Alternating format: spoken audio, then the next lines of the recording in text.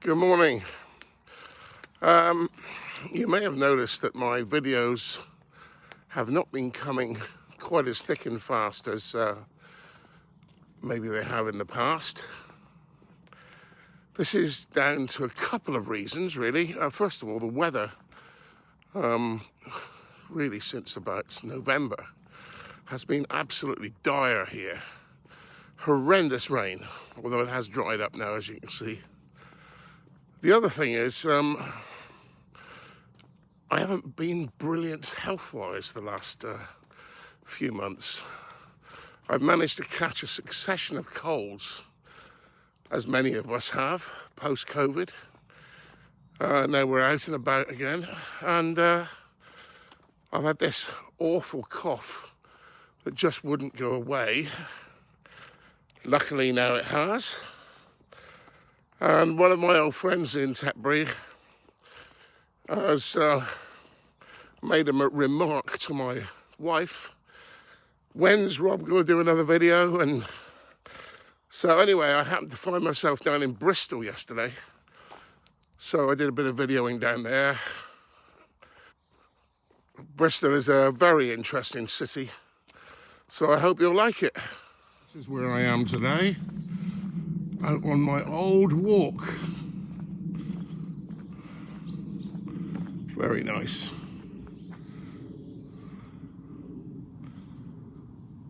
So, believe me, you want to see Bristol. You may not know it yet, but you definitely want to see Bristol.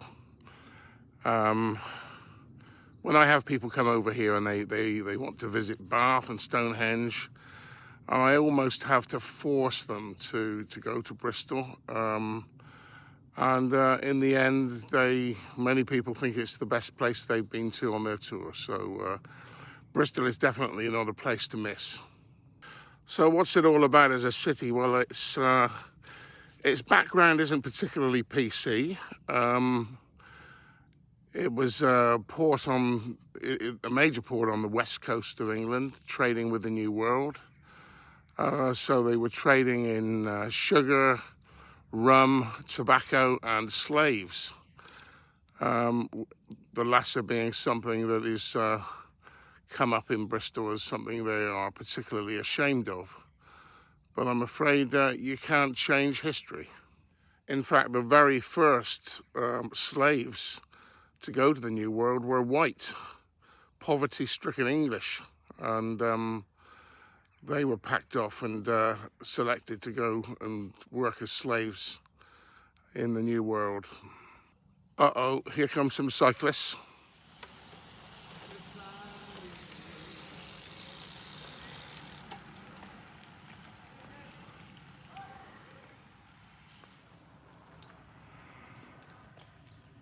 Saturday morning, I'm coming through, get out of my way. So interestingly, the very first black people who came to this country, many settled in Bristol and have been there since the 1600s. So there is a real grassroots black community in Bristol, true Bristolians, as we would say. And the other thing is that Bristol served as a port of departure for people emigrating to the New World. So anybody interested in family history, Bristol is one of those places where you might want to look at their shipping lists to see if your ancestors were on board.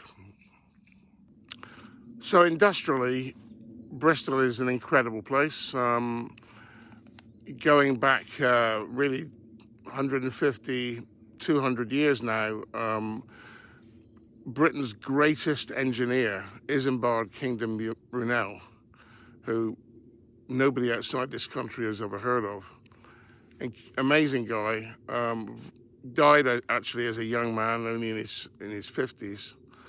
But he achieved so much. And when we look at today's high-speed railway that we're trying to build from London to Manchester, what they were involved in the 1840s was just unbelievable compared with that.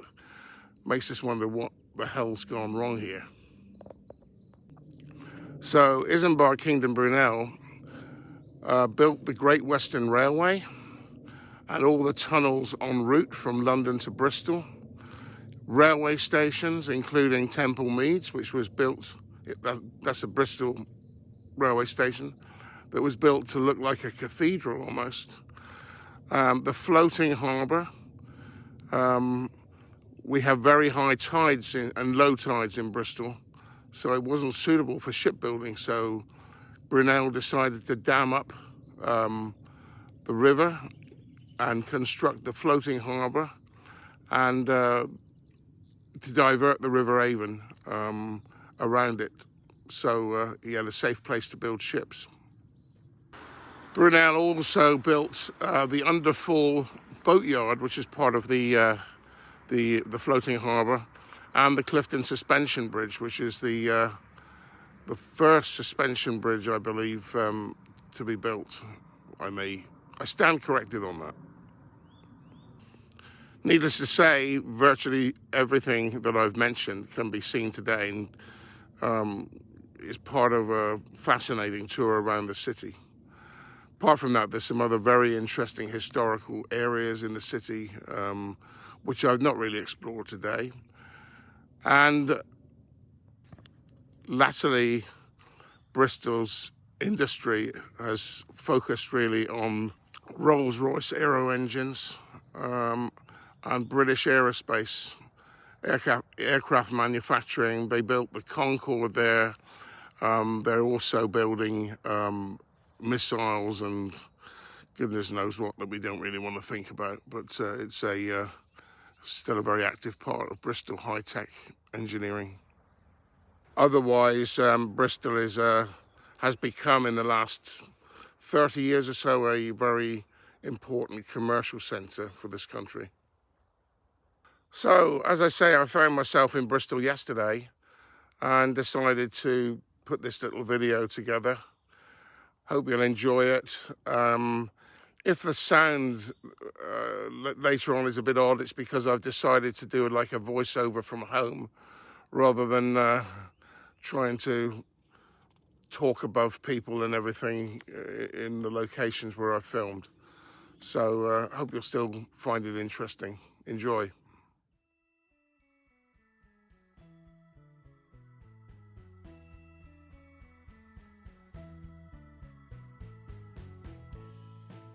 So this is the floating harbour in Bristol. There are lots of little nooks and crannies where boats can moor up in the centre of the city. This is the new cut where the River Avon was diverted by Brunel to make the floating harbour.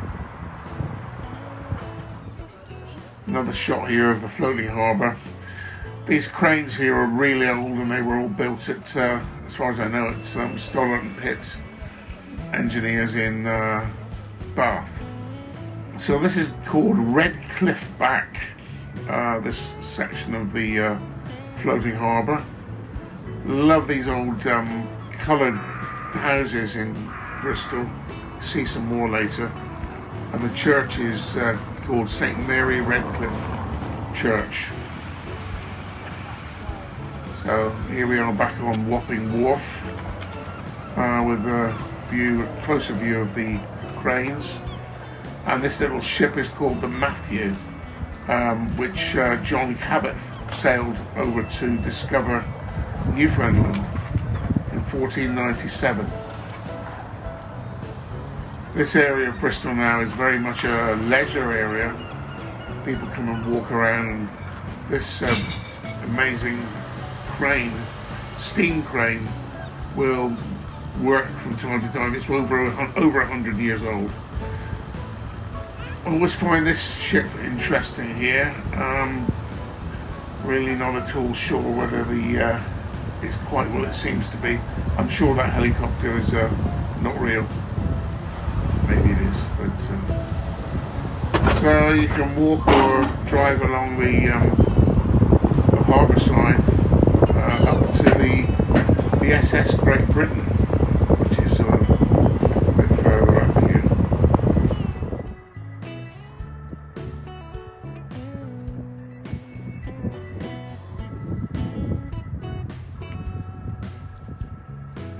below the cranes way in the distance, and also of the Matthew. Such a tiny little boat to have gone off across the Atlantic. Must have been horrendous.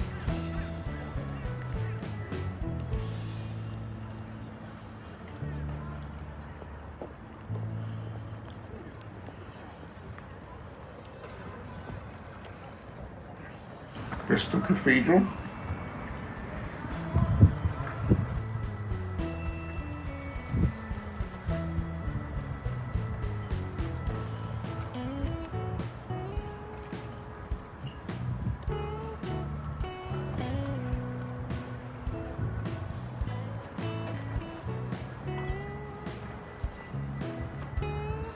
I think it's amazing how they've done these little shops and cafes and stuff, all using shipping containers, which is somehow appropriate, although of course they wouldn't have existed in the old days.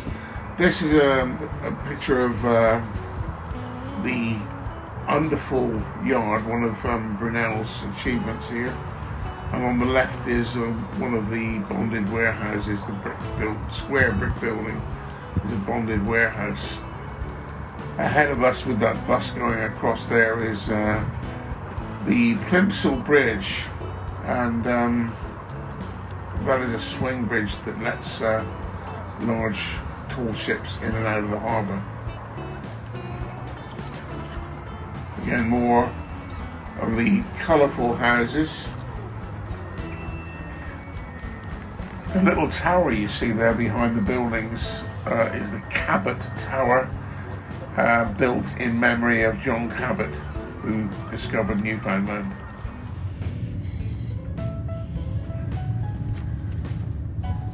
They're finding new ways of using these bonded warehouses, and there are businesses moving back into them.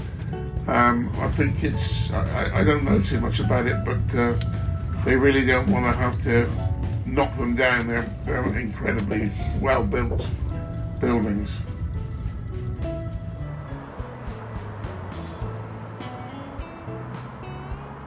Another shot of the bonded warehouse and the incredible mud that gets drawn down the river.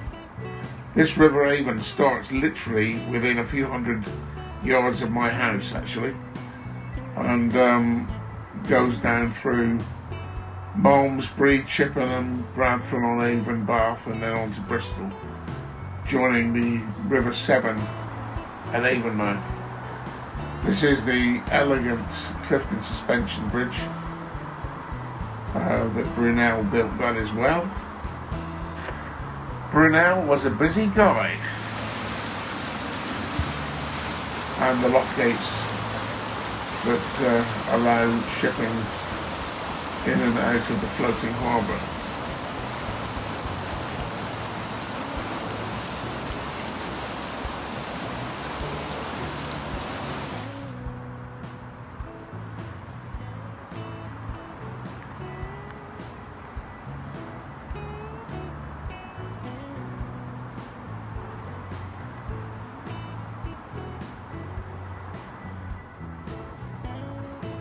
This old bridge, Brunel's other bridge, is now being laid in state, if you like.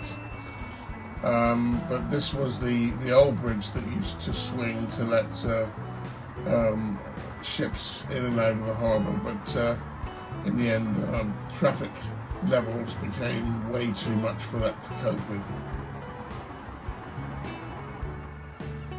This is a view from Cliftonwood Crescent, possibly the most stunning view in the whole of Bristol. It looks over the entire floating harbour, and then looking south there to Dundry Hills and down to the Mendip Hills. So here we have Brunel's SS Great Britain, the world's first iron steamship. It was dragged back or towed back from the Falkland Islands, would you believe, as a hulk, and then restored here in Bristol.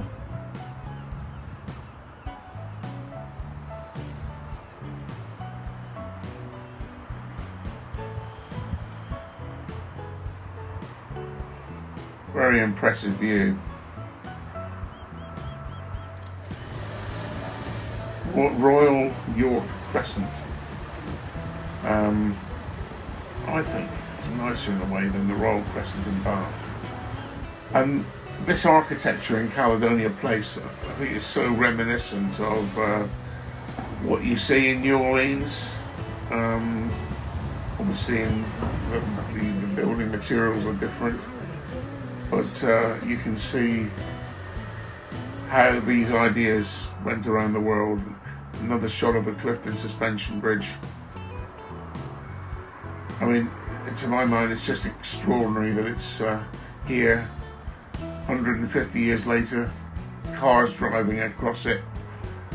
Something that wasn't even invented in the days of Brunel when he designed this bridge.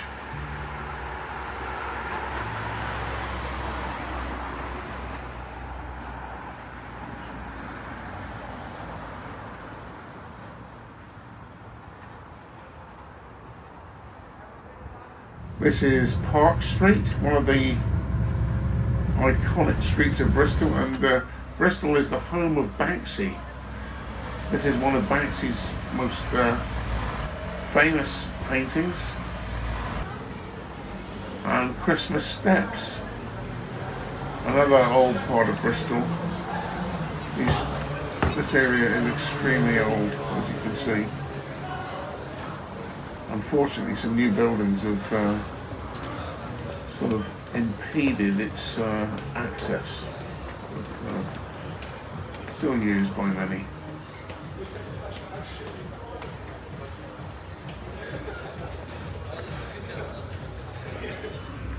And very famous piece of street art in Bristol here, and also this one. And finally, this mural is very famous as well.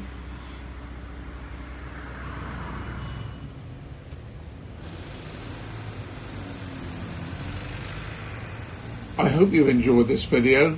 If you have, I'd really appreciate a thumbs up and a subscription to my channel. Helps my videos be seen a little bit more broadly, and you don't miss the new material that I publish. Again, thank you so much for watching.